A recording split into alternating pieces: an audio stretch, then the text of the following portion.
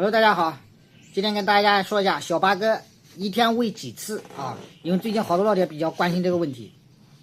如果你的鸟还不会吃，我告诉你，一天最少喂10次以上。但有些老铁说，咦，那你发货为什么2天都不用吃？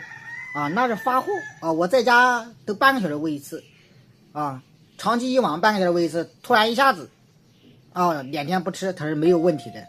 但是你收到货，它都已经2天没吃了啊，你一定要1个小时喂一次啊，1个小时喂一次啊。还有些老铁就比较担心，哎，这个鸟使劲喂会不会撑坏啊？你记住这一点，这个鸟它只会饿死，不会撑死啊。只要它张嘴吃，就说明只要它张嘴要，就说明它饿了啊。你不要担心，哎，我刚喂的它怎么又要吃？我在这里头半个小时喂一次啊，刚喂就吃很正常啊。我们鸟养多，前面的喂过了以后，后面的还没完，后面的还没喂完，前面又开始叫了，是不是？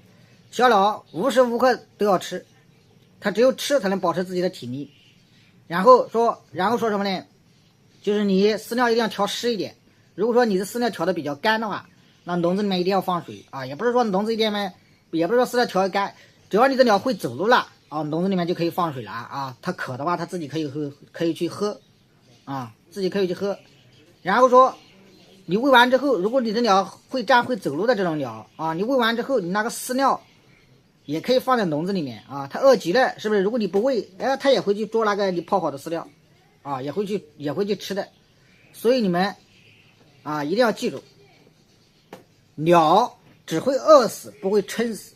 只要它张嘴要吃，你就给我使劲喂，啊，喂到它甩为止啊。因为这个鸟只会饿死，不会撑死。因为鸟的肠道很短的，食物在体内停留的时间也很短啊。